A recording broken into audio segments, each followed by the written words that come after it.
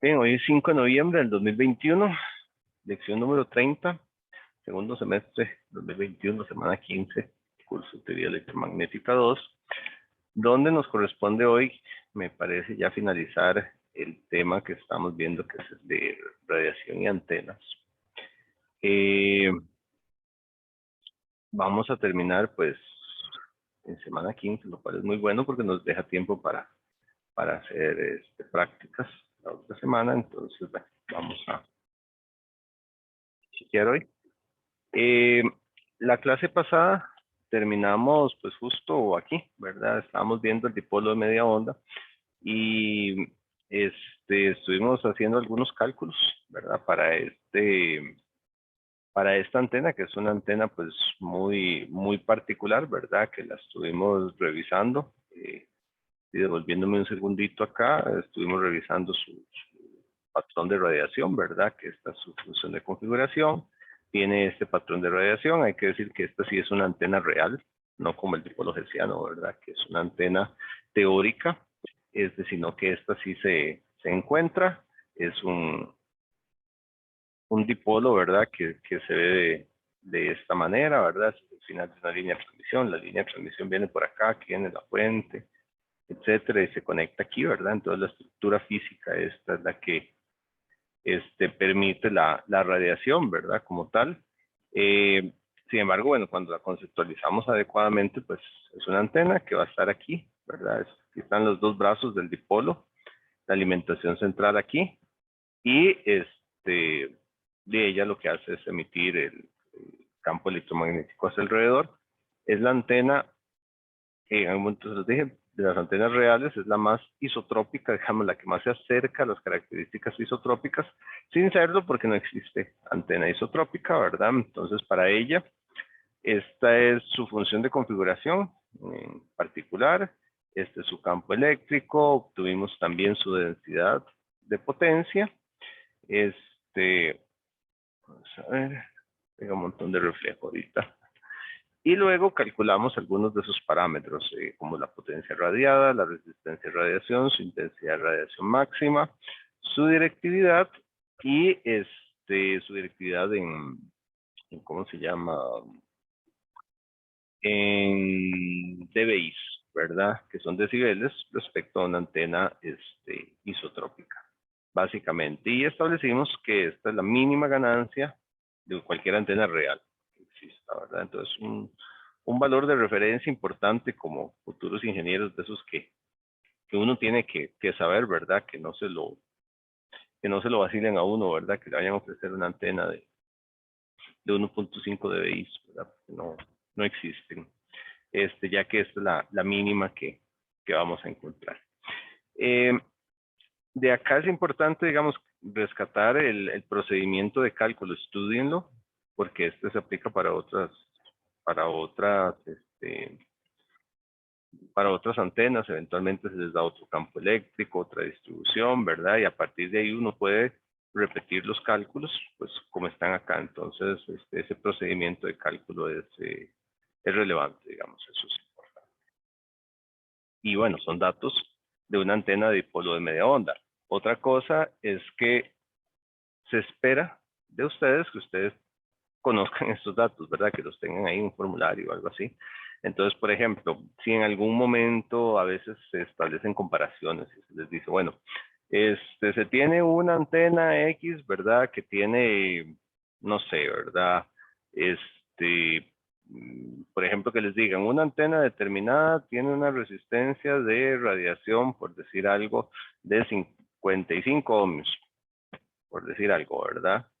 Este, entonces, qué sé yo, podría haber una pregunta corta, algunas de las que ustedes han visto que hay que diga, ¿es mejor o es peor esa antena que un dipolo de media onda? Bueno, se asume que ustedes ya conocen estos datos, ni siquiera hay que darlos, ¿verdad? Entonces, se los digo pues para que los tengan a mano, ¿verdad?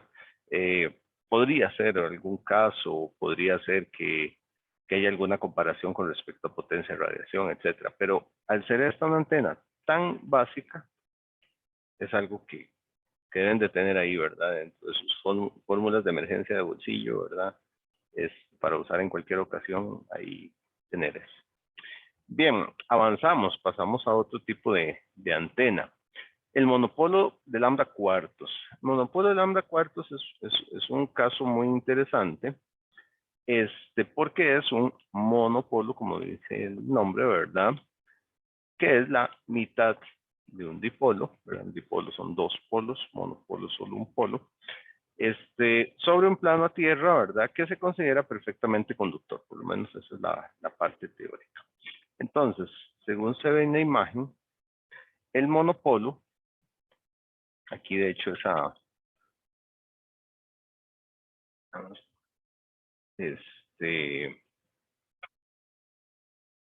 no, es que en la exposición sería, bueno, presentar primero solo los monopolios, que esa imagen, eh,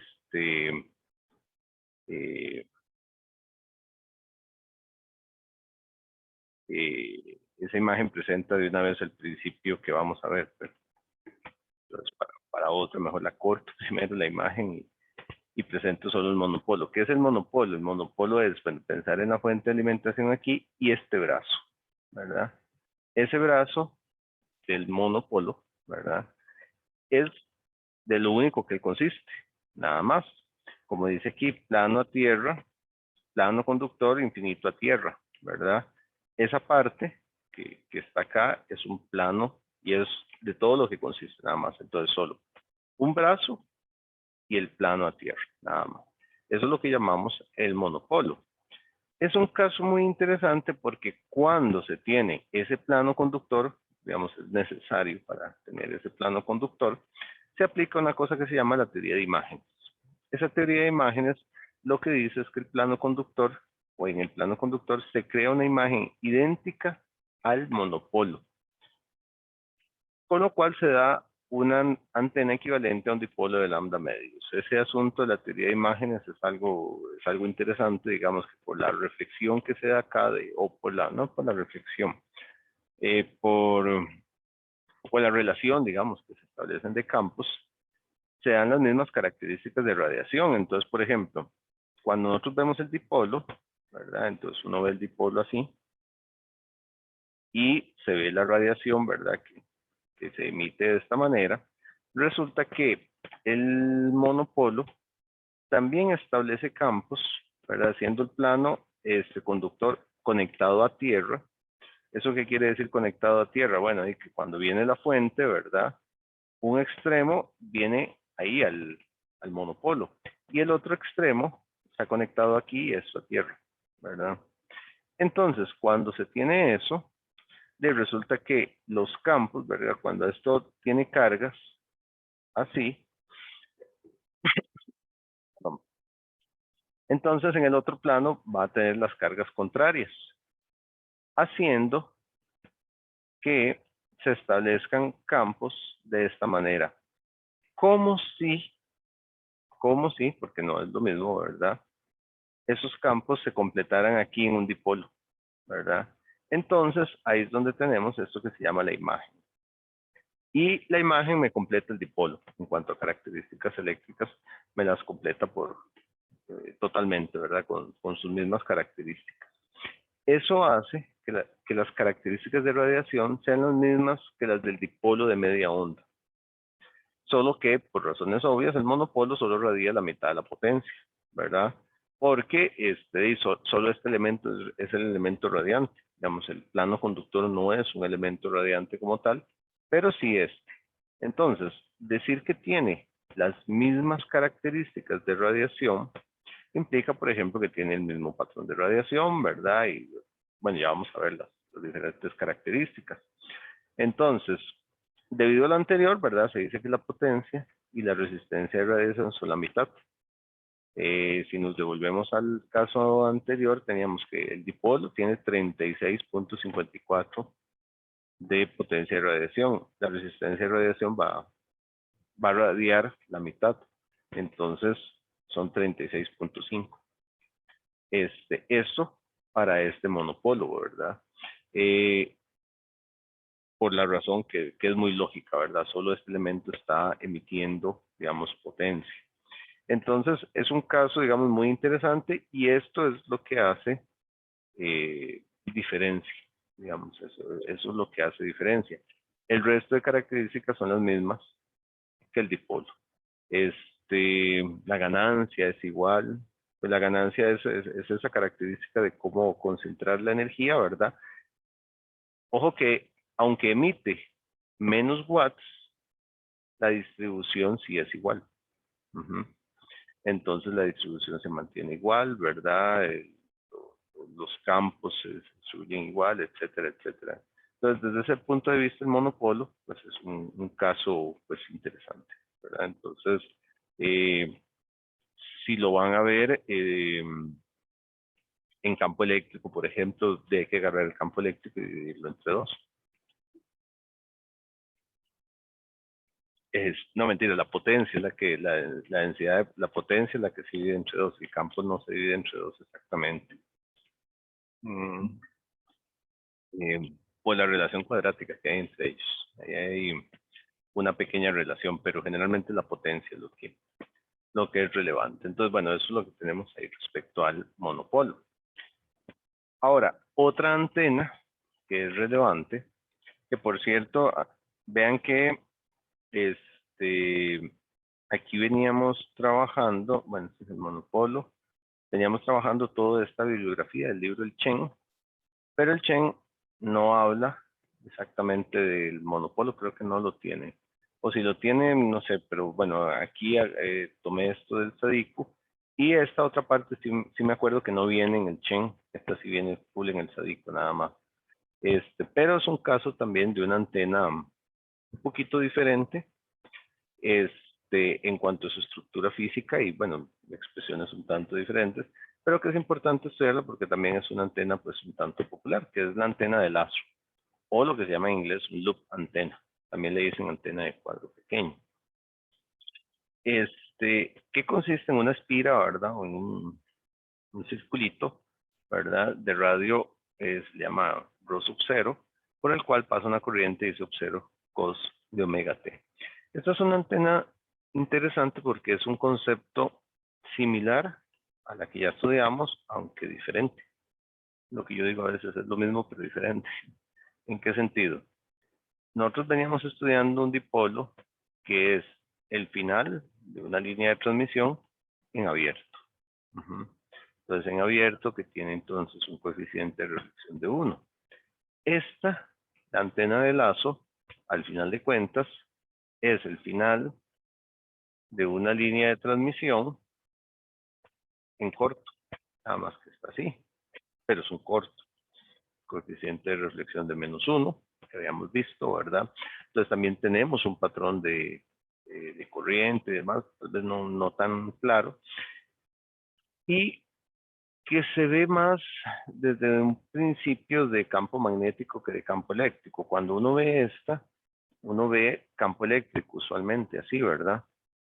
En esta, lo que uno más analiza es el hecho de que por ella pasa una corriente y por regla de la mano derecha vamos a tener un campo magnético, ¿verdad? Entonces apuntamos con el pulgar y tenemos líneas de campo, pues como así, ¿verdad? En esta dirección sería algo así, por la dirección que lleva la corriente, ¿verdad? Y obviamente, pues a partir de ellas, eso sería campo magnético, ¿verdad? Mientras aquí yo marcaba campo eléctrico. Y obviamente, pues a partir de ellas, pues también vamos a tener campo eléctrico, ¿verdad? Vamos a tener un campo eléctrico que está, pues, perpendicular a todas ellas, creo que son como líneas, así, ¿verdad? Es algo así, lo que se va dando de campo eléctrico, ¿verdad? Es un principio un tanto diferente, pero aplican los mismos conceptos. No vamos a ver toda la deducción de esto, nada más los resultados finales.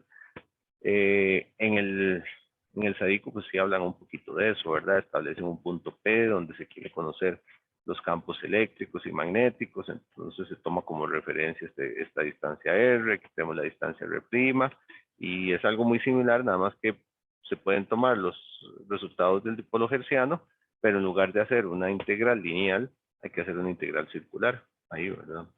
Entonces, bueno, cambia un poquitín el concepto. Pero, digamos, es parecido, ¿verdad? Es una antena que tiene una utilidad práctica porque además, y esto es importante decirlo, es una antena que tiene un uso como una antena indicadora de dirección de dónde proviene una radiación. Y eso es un caso muy, muy interesante. ¿Por qué? Si yo me devuelvo a esta antena, por ejemplo, tiene una característica de radiación isotrópica en el plano horizontal, ¿verdad? Y resulta, bueno, algo que no he mencionado, más adelante está mencionado por ahí, las antenas funcionan bajo un principio de reciprocidad. ¿Qué es ese principio de reciprocidad? El principio de reciprocidad en antenas lo que quiere decir es que sus características, vamos a darlo aquí, no quede solo dicho, sus características de radiación son iguales para transmitir y recibir, para transmisión y recepción. ¿Qué quiere decir eso con que sus características son iguales para transmisión y recepción? Bueno, que cuando vemos un diagrama de radiación, voy a buscar uno de los que ya teníamos solo para hacer más fácil el asunto, por ejemplo yo les decía, bueno, ¿y a qué se refiere eso? Bueno, ahí es la distribución de potencia, ¿verdad? Y yo me pongo aquí y me voy en esta dirección y resulta que aquí es donde tiene mayor potencia, donde emite mayor potencia, ¿verdad? Respecto a, por ejemplo, aquí a 0 grados, ¿verdad? En un sitio igual 0 que emite una potencia 0, ¿verdad? Yo les decía, y así son las emisiones, aquí menos potencia, cada vez más, etcétera, ¿verdad? Eso, pues uno se le suele imaginar más como características de radiación o de transmisor. Cuando es un receptor, es lo mismo, pero diferente. ¿A qué me refiero con eso? Que cuando es un receptor, la antena es un transductor de campos electromagnéticos a campos eléctricos, ¿verdad? Entonces, en ese caso, yo estoy viendo el receptor, ¿verdad? Antena receptor, como una antena que recibe, a hacerlo más fácil así, recibe campos eléctricos, magnéticos y me entrega voltajes y corrientes, ¿verdad? Entonces, lo que quiere decir ese principio es que este diagrama aplica. ¿Cómo? Voy a dibujarlo de este lado. Si hay campo electromagnético que viene en esta dirección, en la dirección de su máxima ganancia, este campo va a ser convertido en voltajes y corrientes de manera máxima cuando vienen en esta dirección. Si es un campo que, por ejemplo, viaja en esta dirección, ¿verdad? Está viajando en esa dirección, la cantidad de voltaje y corriente que yo obtengo en la antena a partir de los campos que vienen en esta dirección es menor que la que viene aquí. Esa es máxima. Y así, pues, sucesivamente, ¿verdad? Y el campo que viene justo en esta dirección, debido al patrón de radiación, ¿verdad? Que aquí es 0. Entonces, los campos que lleguen justo aquí o por arriba también, ¿verdad? No tienen efecto en lo absoluto en la conversión, ¿verdad? En la entrega de voltajes y corrientes. O sea, lo que venga en esta dirección no se convierte en voltaje y corriente. Mientras que el resto sí, pero con mayor eficiencia, digamos, en esta dirección. Eso es lo que quiere decir ese principio de reciprocidad. Si yo me voy a esta imagen, ¿verdad? Entonces yo me doy cuenta que, por ejemplo, los campos que vienen aquí sí se convierten en voltajes, ¿verdad? Mientras que algo que venga por aquí, nada, ¿verdad? Y etcétera, etcétera, etcétera. Ese es el principio de reciprocidad de las antenas. Entonces, cuando yo estoy viendo eso, ¿verdad? Resulta que la antena, bueno, la antena de lazo pues cumple lo mismo, ¿verdad? Tiene el mismo principio de reciprocidad. Ahora, ¿por qué esta antena tiene la característica esa? Bueno, porque a diferencia del dipolo, El dipolo, como ustedes lo ven, ¿verdad? A partir de la imagen que estábamos chequeando, para devolverme otra vez, ponerme aquí. Este dipolo no distingue en qué dirección vienen los campos. Como él es uniforme en todo su alrededor, recuerdan que es como una dona, él convierte igual los campos que vienen por aquí, que por aquí, que por siempre horizontal.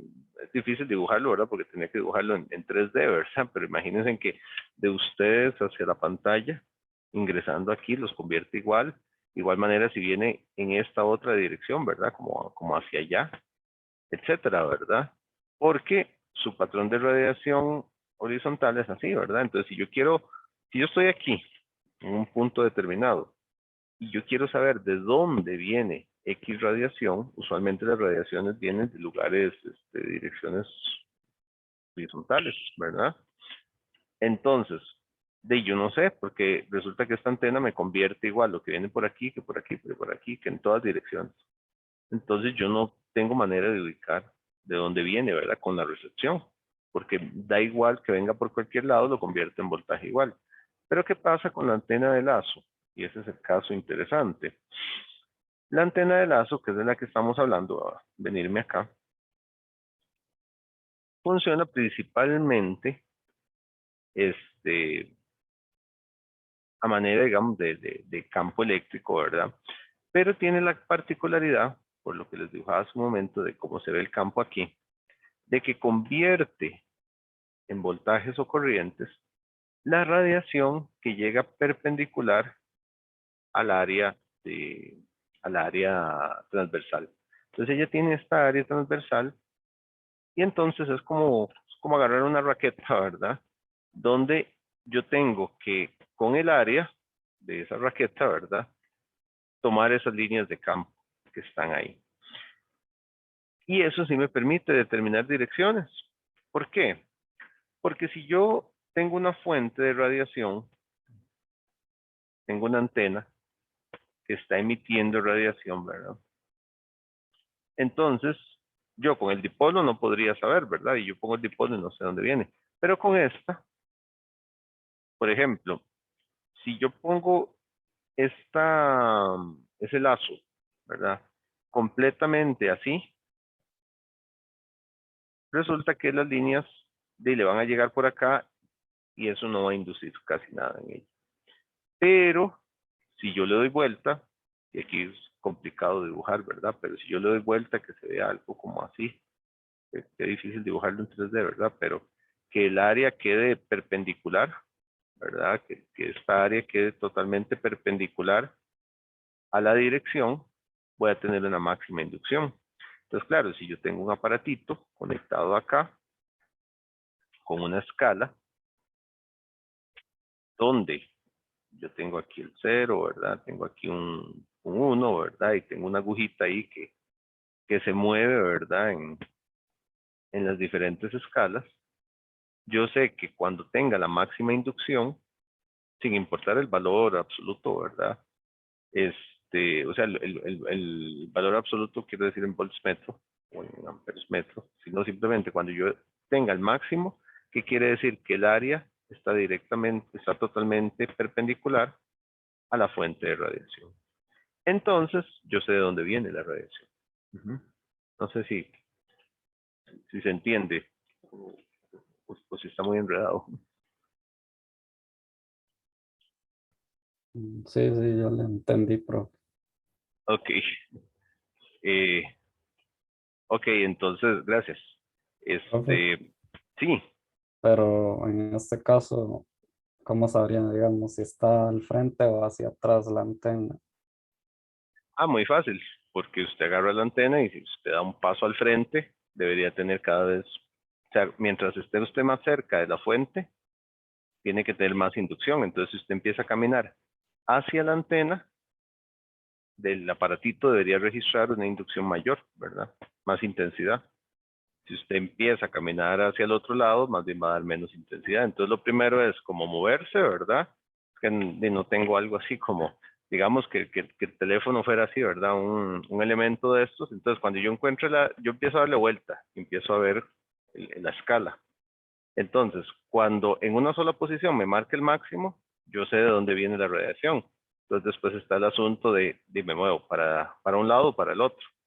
Me muevo a donde vaya incrementando, porque si, si me alejo, más bien la inducción va a ser menor, ¿verdad? Ok, sí. Ujú. Y este tipo de, digamos, de antenas, bueno, ahora hay mucho más sofisticadas, es como un principio súper básico, ¿verdad? Pero para entender un poquito cómo, o tener una noción de cómo se puede ver eso, digamos, ahora hay un montón de instrumentación incluso para eso, precisamente, ¿verdad?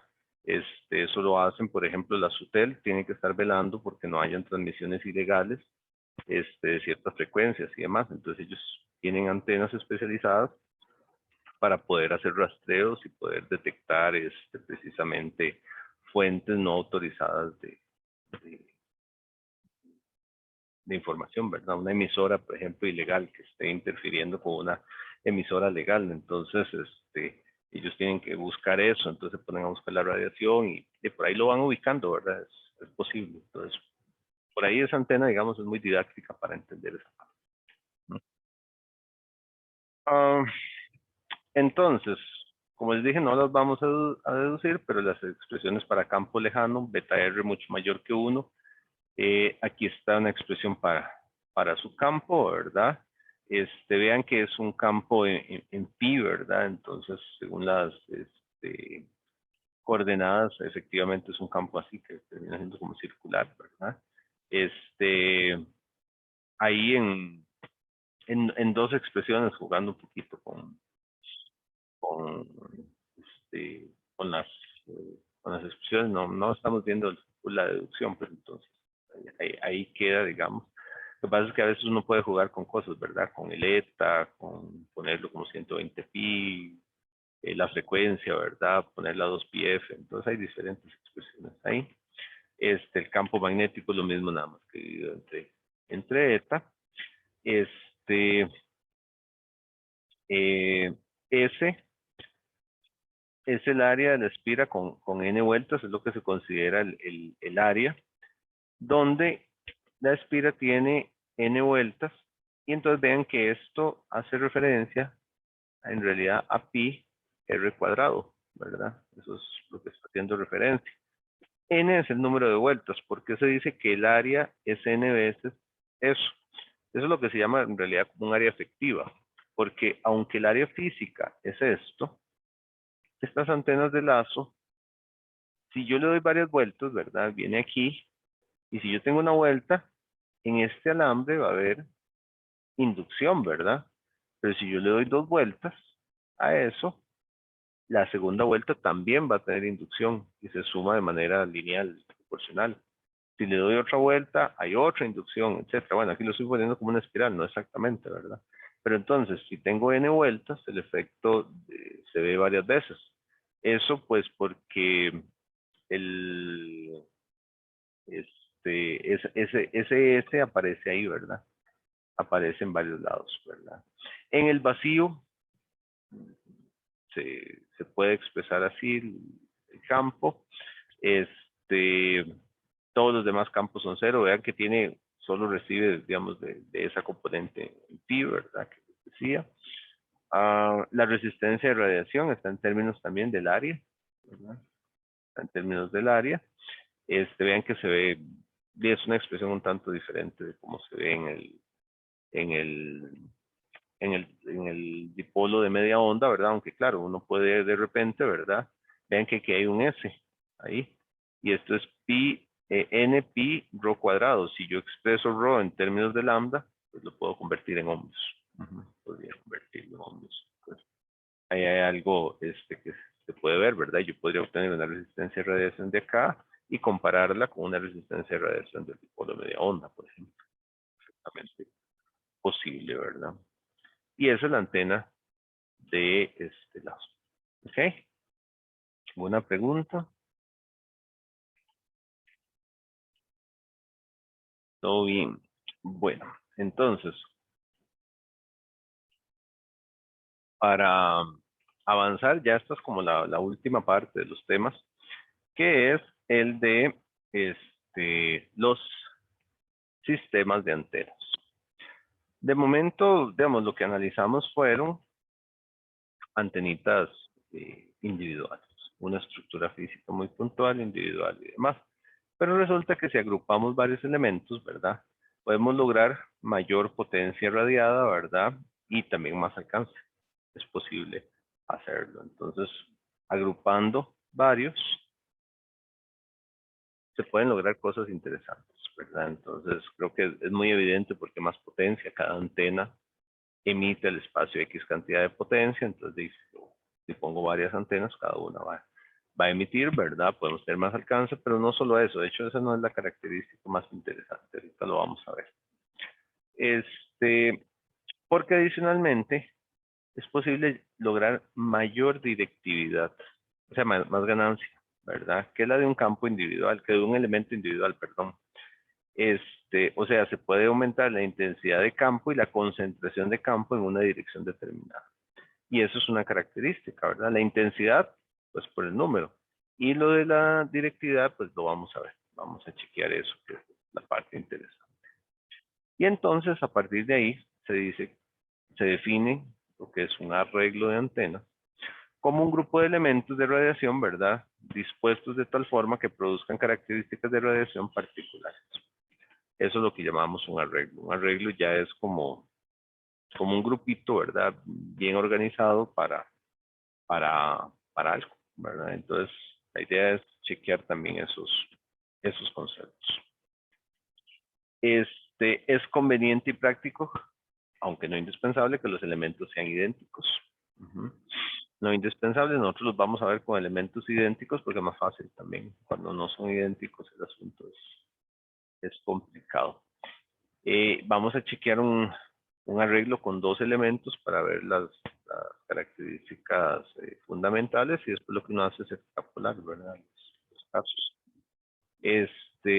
Para llevarlo a n elementos. Entonces, lo que vamos a considerar son dos elementos, ¿verdad? Separados por una distancia d y sobre el eje x. Aquí está el eje x. Aquí está la distancia d. Y aquí están los elementos. Un elemento aquí y un elemento acá.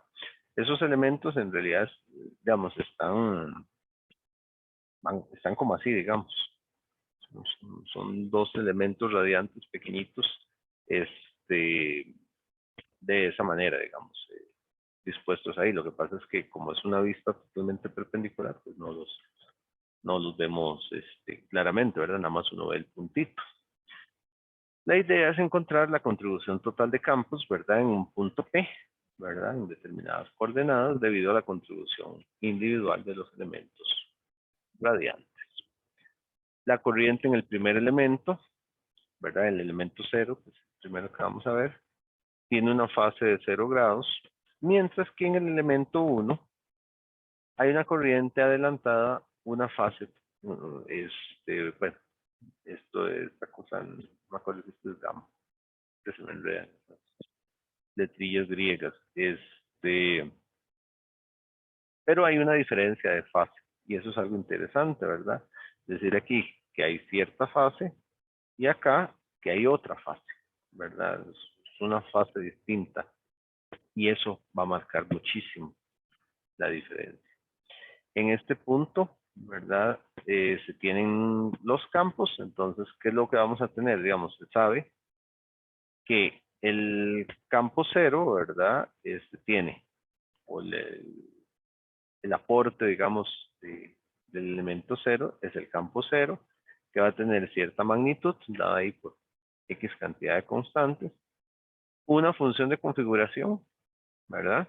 Es una función de configuración ahí, y tiene esta característica que tienen en general, una atenuación inversamente proporcional, o una relación, digamos, del campo, ¿verdad? Inversamente proporcional a la distancia, R0, ¿verdad?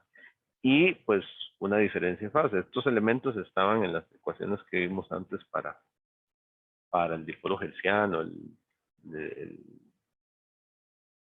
nosotros siempre había un exponente de este tipo, ¿verdad?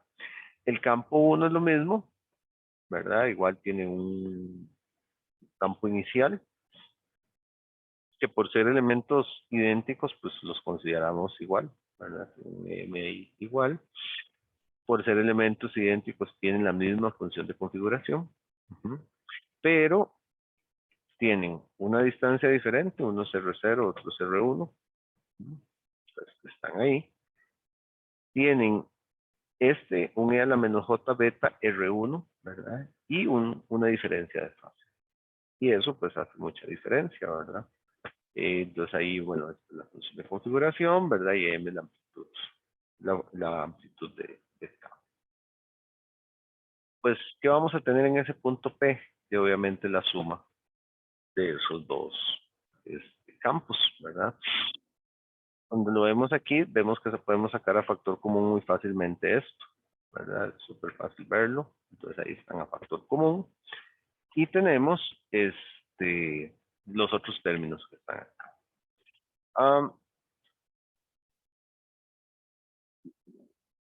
Si vemos acá, ¿verdad? Usualmente estas distancias, R0 y R1, son mucho mayores que D. Son un montón, mucho más grandes que esa distancia D. Estamos en un campo lejano y usualmente entonces,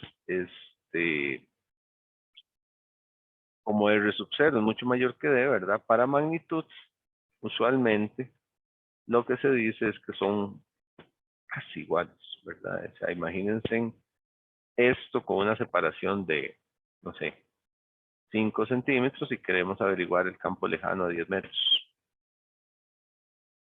Calculen cuánta diferencia va a haber ahí, ¿verdad? Uno le pone aquí cierto ángulo y uno calcula ahí, tal vez si uno le da 10 metros, el otro le da 9.99 algo metros, ¿verdad? Va a ser casi lo mismo.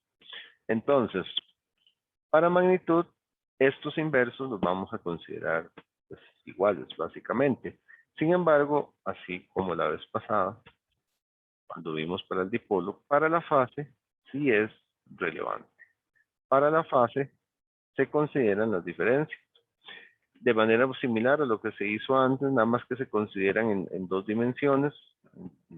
Entonces tenemos R1, se dice que es más o menos R0, menos D, sen de zeta cos de phi. Es cuestión de acomodar ahí un poquito los valores, ¿verdad? Entonces tenemos uno respecto a cita, ¿verdad? Y otro respecto a phi. Ahí. Entonces de esa manera es que se ve.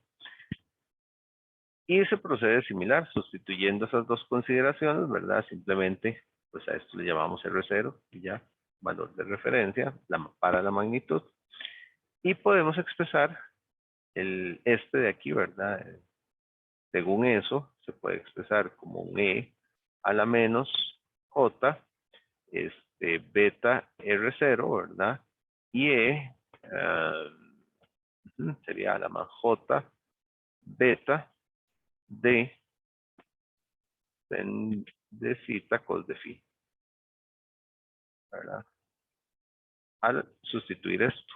Y entonces eso me permite sacar a factor común este valor, que es lo que se hace aquí. Se saca factor común, entonces sacas factor común el R0 también, y quedan 1. Y aquí queda E a la J beta de sen de cos de phi, ¿verdad? Y el otro desfase también está. Dado eso, se, este, se hace un pequeño juego ahí de ¿cómo se llama? Algebráico, digamos, y se hace una sustitución con un valorcito. Y se saca este valor acá, que ese bendito símbolo, siempre se me olvida el nombre. Siempre se me va el nombre. Entonces, voy a apoyarme visualmente para que ahí lo vean. Si no me acuerdo. Ok, nada más que tengo que uniformizar esos símbolos que son, un tanto diferentes. Ahí nada más el simbolillo es en general el mismo, pero la tipografía es diferente. Donde ese valor que se saca es todo esto. Beta de sin de zeta, cos de phi. Se hace un pequeño juego, digamos, de valores ahí. Y se expresa de esa manera.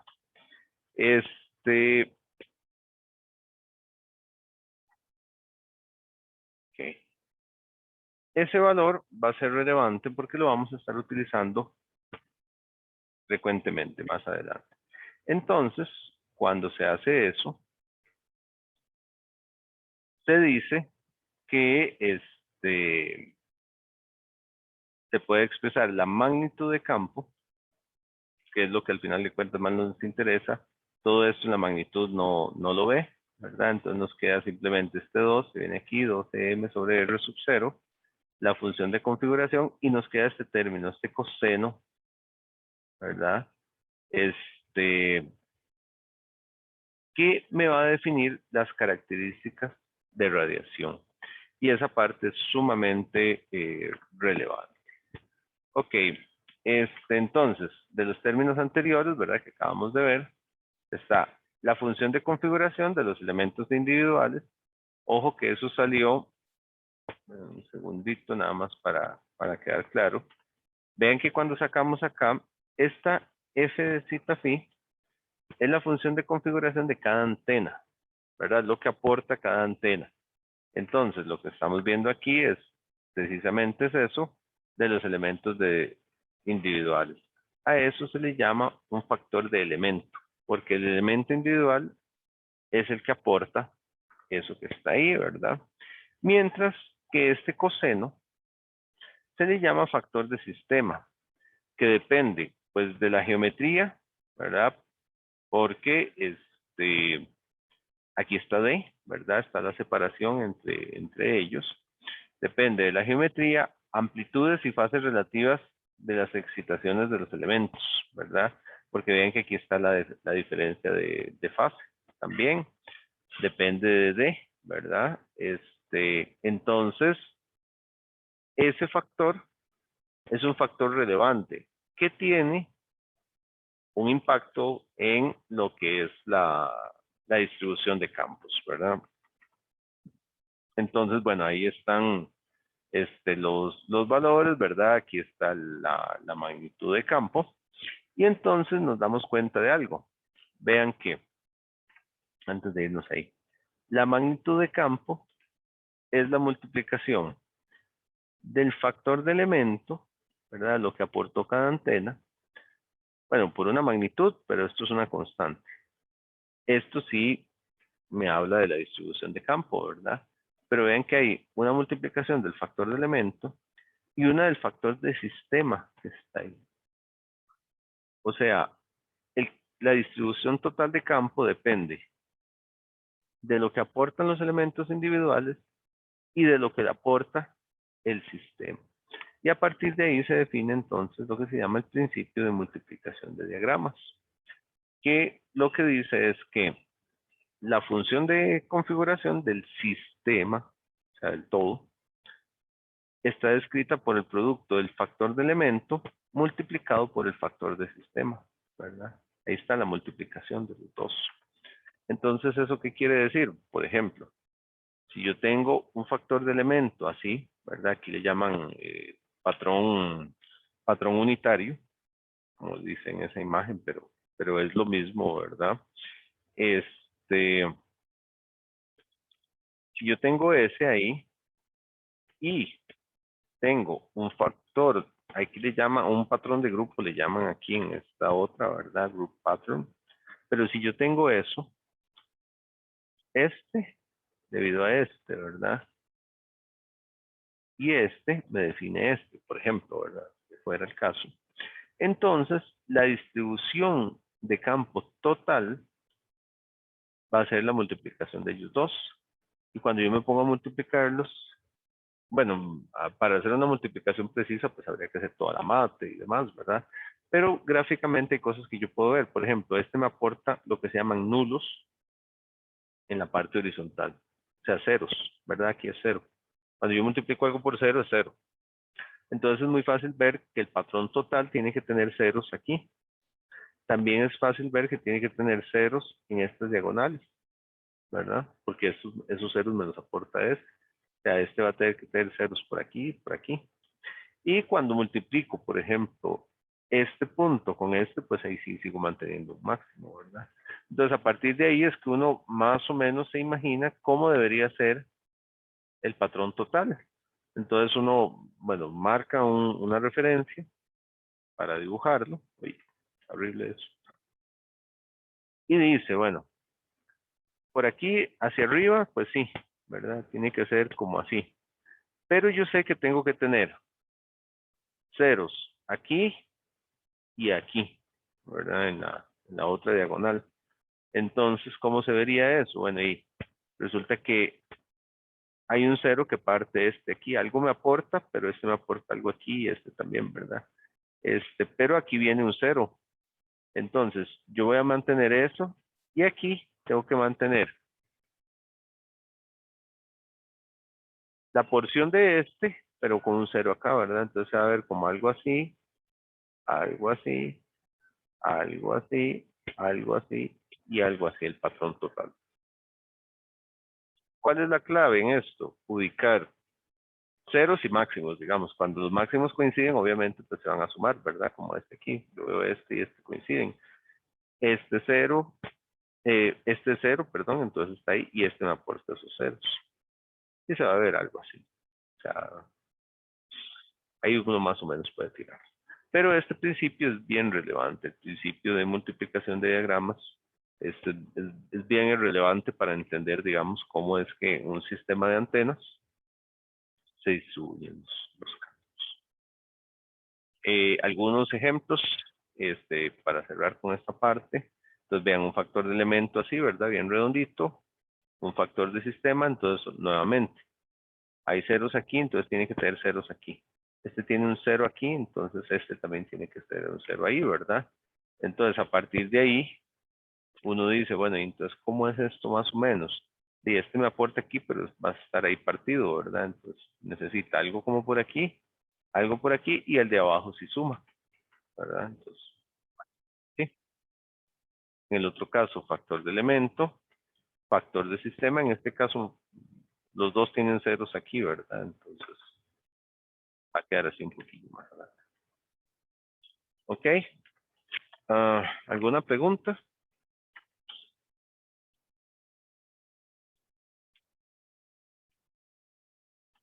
Bien, si no hay preguntas, hagamos la pausita. Me extendí un poco, pero es que quería cerrar esa parte ahí. Me extendí un poco para venir y ver, pues, para los sistemas ya un poquito más generales, generalizar un poquito lo que tenemos. Entonces, hagamos pausita y ya casi seguimos.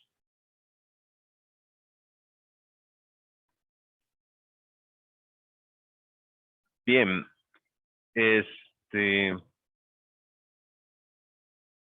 ok. Am,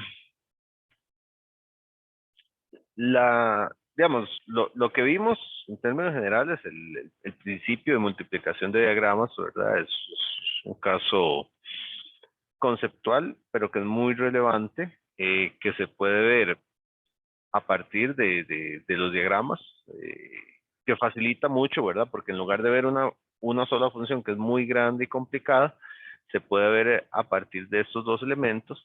Y resulta que lo interesante de eso es que, si me devuelvo acá, aquí,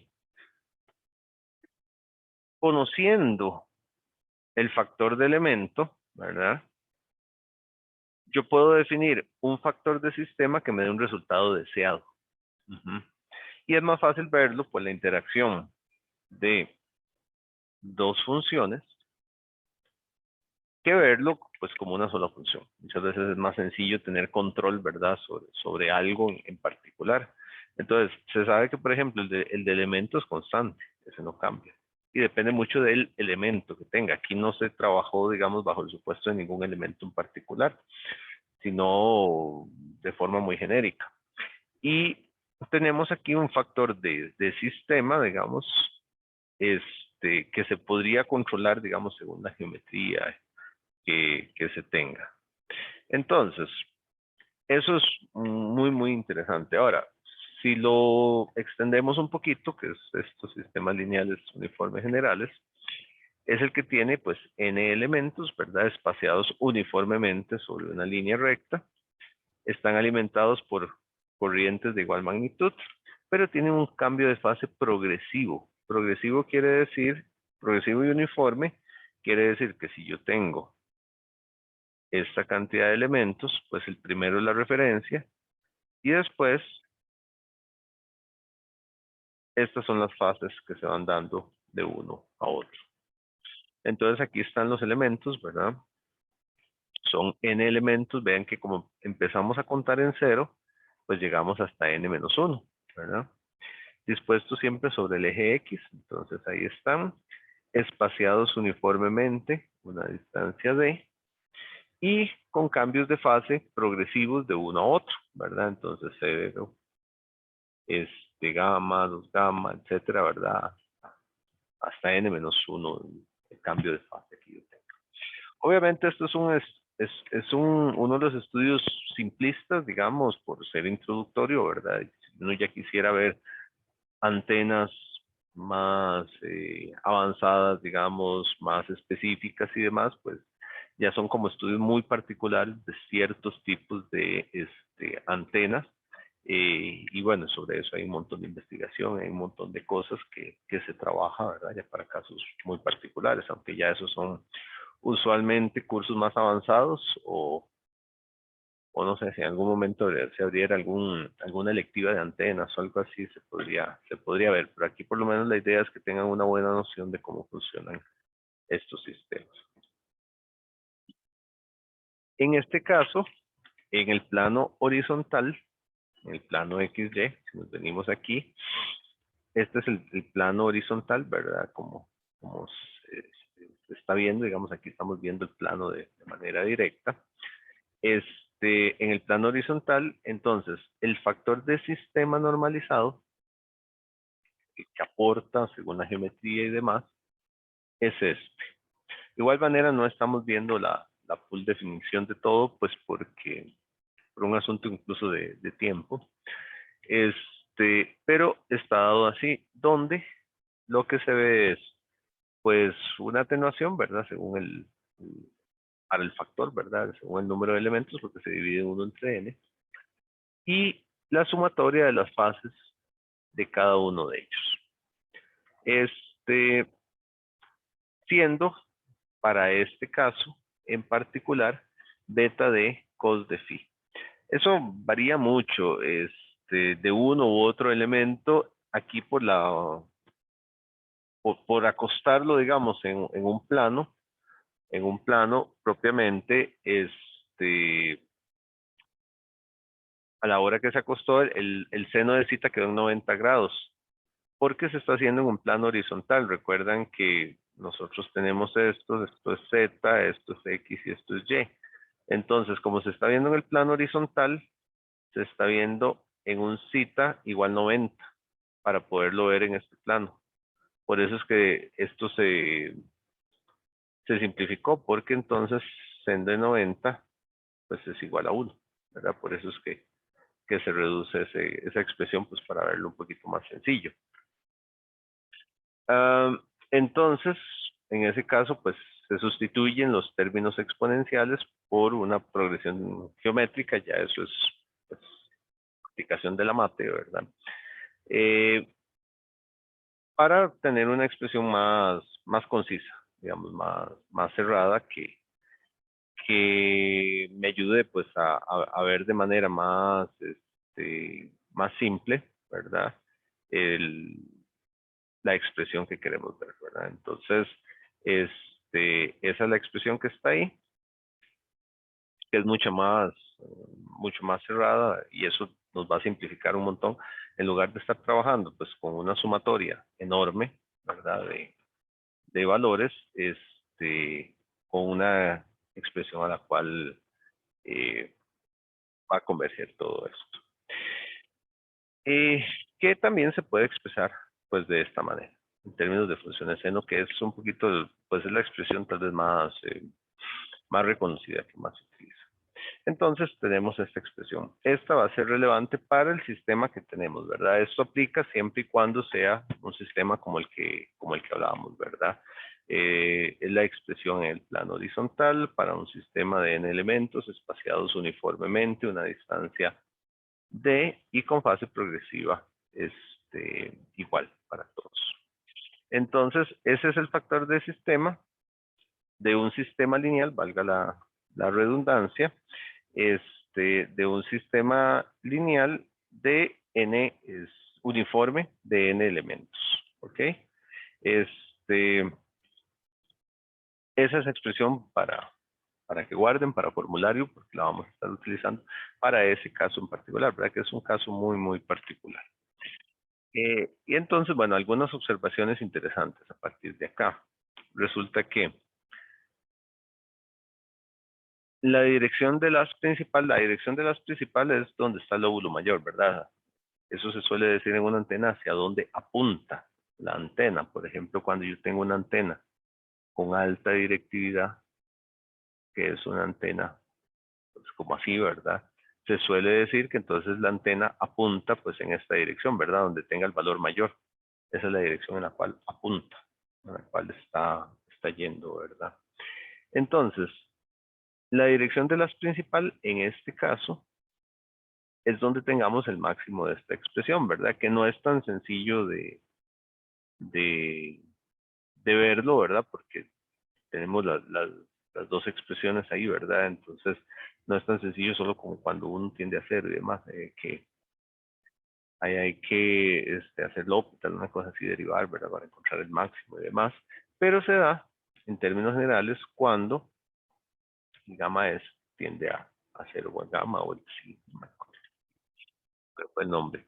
Entonces, eso, bueno, lo tomamos, ¿verdad? Hay técnicas matemáticas para determinar eso, ¿verdad? Yo hago la derivada y busco donde la igualo a 0, ¿verdad? Entonces tengo un máximo de la función, es máximo o mínimo, ¿verdad? Si habría que ver los pendientes y demás.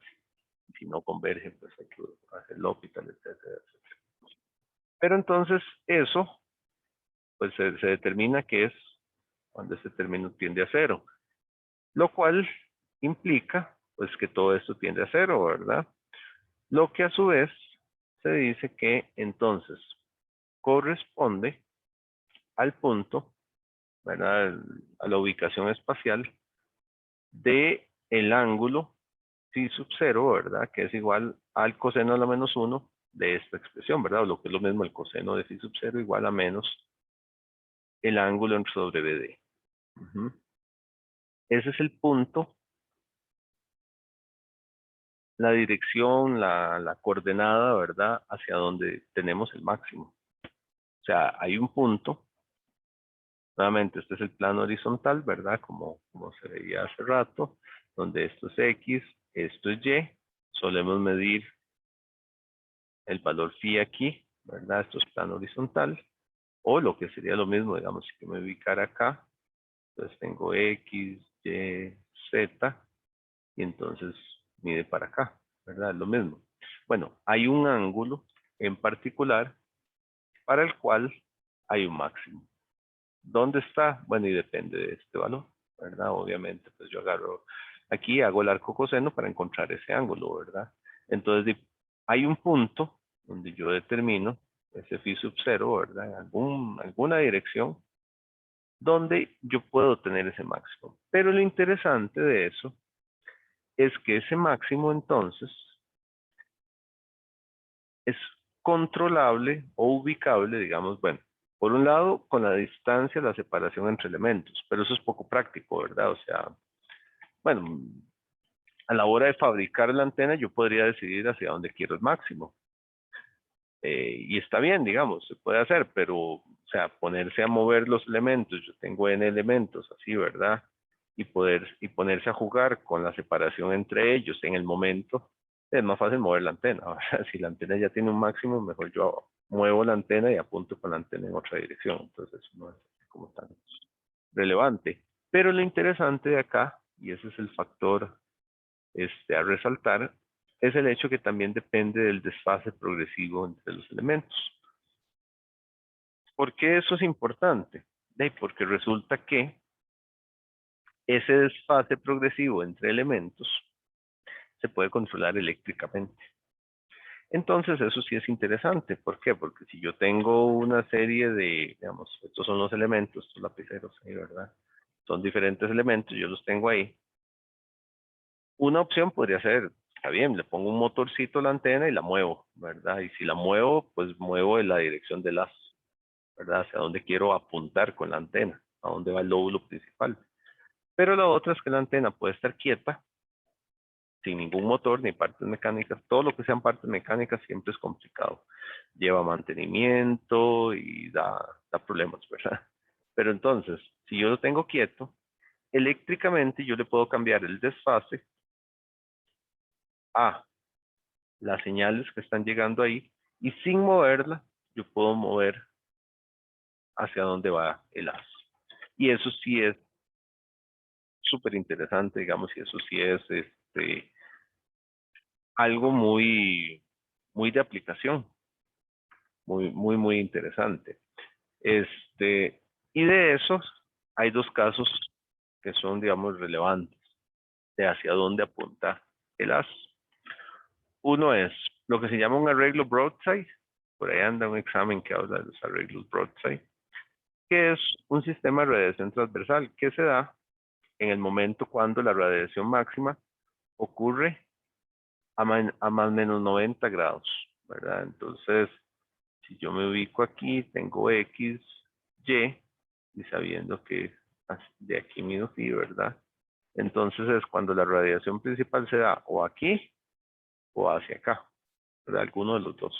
Eso es lo que se llama un broadside, ¿verdad? Perpendicular al eje del arreglo. Recuerden que el arreglo está sobre el eje X. Entonces el arreglo anda por aquí, ¿verdad? Los elementos están por aquí. Entonces, cuando estos elementos que están sobre este eje tienen los máximos de su patrón de radiación de grupo hacia arriba o hacia abajo, ¿verdad? Es lo que se llama un broadside, ¿verdad?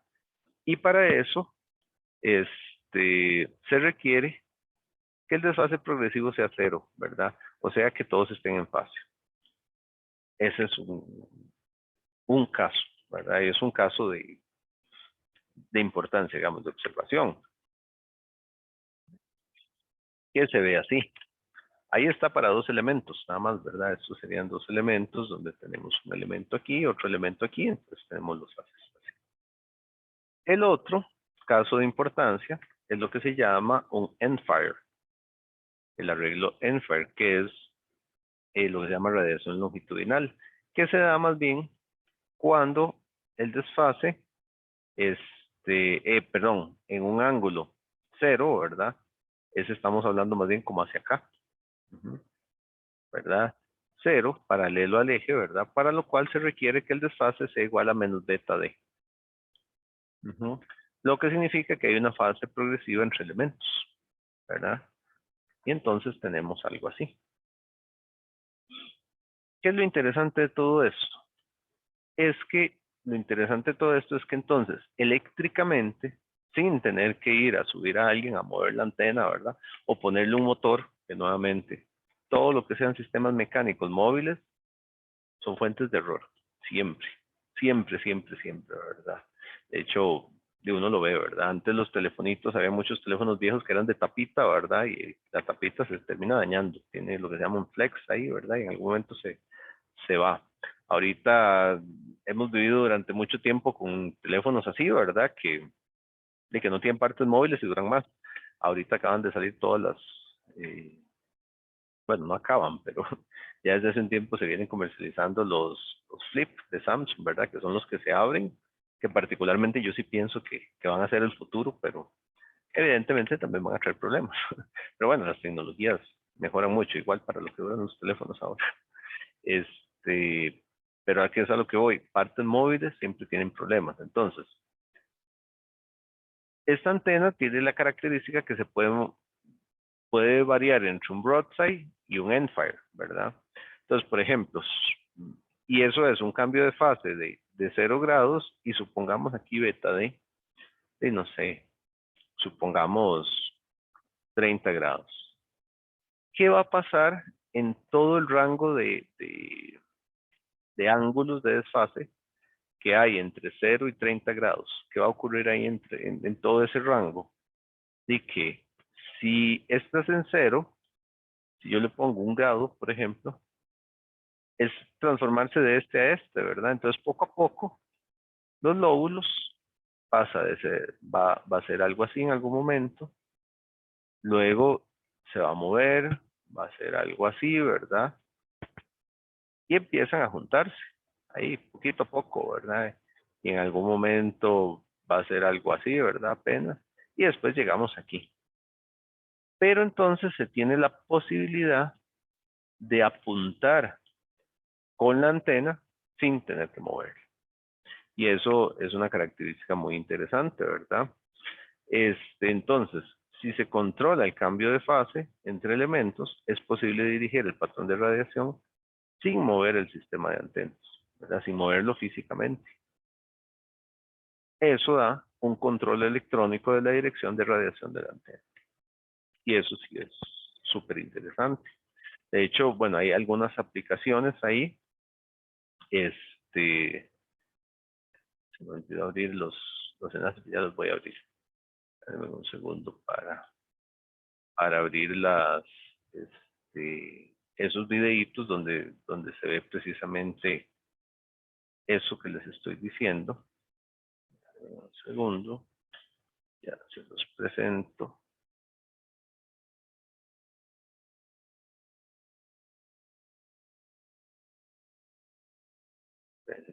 Para ubicar.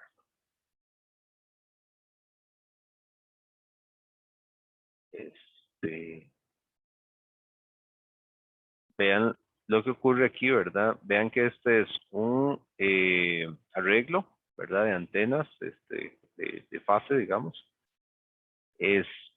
con una, de manipulación de las, ¿verdad? Entonces vean aquí la fase relativa, ¿verdad? Entre los elementos, ahí la van poniendo, ¿verdad? Y vean cómo va cambiando. Los arreglos. Aquí el de abajo con una separación de lambda medios y con una separación entre elementos de lambda cuartos. Entonces vean que electrónicamente yo puedo tener características muy interesantes de emisión, digamos, de los haces de radiación. Y eso es una característica súper interesante. De hecho, vean este otro. Vamos a ver si no me tira anuncios. Aquí con una separación de lambda medios, una separación de lambda cuartos. Aquí con diferencias de fase de 30 grados. Vean que este es mucho más direccional por ser más delgadito. Es una vez me dice. Y vean cómo va cambiando, ¿verdad? Cómo va cambiando esa parte. Y por ahí hay otro video. Este es más de explicación. Es decir, hay como que sentarse más a verlo. Pero ahí están los enlaces.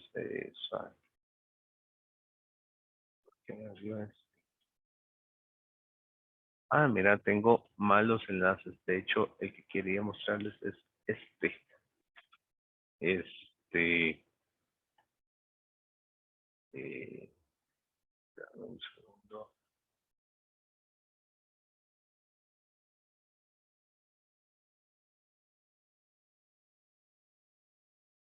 Tengo que poner el enlace que es. Esta parte, pues habla un poquito de eso. Hace una, bueno, es que aquí está muy avanzado, son 5 minutos, ¿verdad? Entonces, el chavalo pues habla de las antenas, hace una analogía de la fase que se da cuando tenemos gotas de agua que caen por ahí. Y bueno, eso está muy interesante. De hecho, este dibujito valga. Una de las cosas interesantes para lo que sirve esto es, por ejemplo, un avión. Digamos, emitir omnidireccionalmente tiene el costo de mucha energía y a veces pues no se tiene tanto. Entonces, por ejemplo, si el avión se mueve, el avión puede electrónicamente, con las antenas que tiene en la panza, no la tiene en la panza, lo tiene en las alas, dirigir los patrones de radiación porque ellos tienen un arreglo, se han viajado y uno se fija, las alas del avión tienen un montón de antenitas atrás. Entonces uno, controlando la fase, puede dirigir el patrón de radiación pues hacia donde quiere, ¿verdad? Entonces, eso es un caso interesante sin tener que mover la antena, ¿verdad? Entonces, bueno, por ahí hablo un poquito, ¿verdad? De cómo se ve esto. Hace una analogía con gotitas de agua, ¿verdad? Como caen y cómo se pueden dirigir, y cómo puedo hacer algo así, ¿verdad? Entonces puedo hacer incluso un radar sin tener que moverse. Yo no sé si han puesto atención, cuando uno pasa por el aeropuerto hay un radar mecánico, es una antena que está dando vueltas ahí.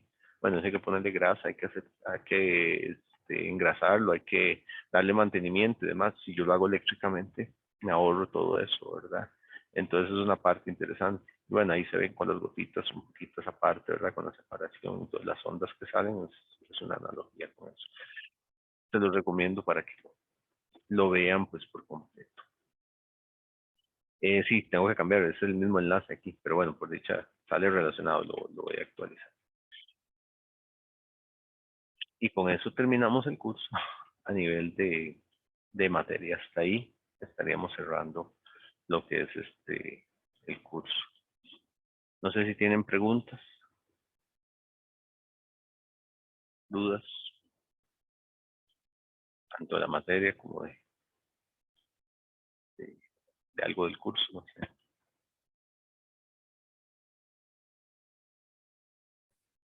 Todo bien. Todo bien, ok. Bueno, entonces, dice, hasta acá cerramos.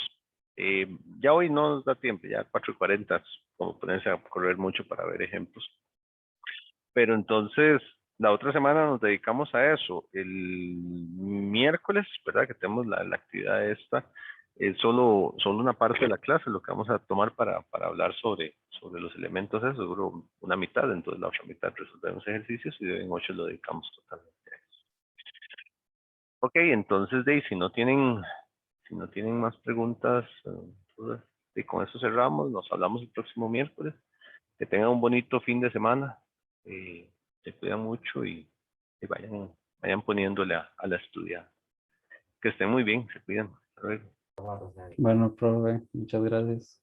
Bueno, Hasta gracias a luego. ustedes. Profe, Hasta luego. el Sí, examen queda igual. sí, de momento la fecha está igual. La fecha estamos hablando, ya se me 22, olvidó. me parece. 22, sí, creo que es de este lunes que viene en 15, ¿verdad? Para ver, lunes Ah, ok. 22, correcto, sí. Eso es de este lunes que viene en 15 días, correcto. Ujú, está bien. Bueno, profe, gracias. Hasta luego. Bueno, hasta luego. Gracias a ustedes por la vida.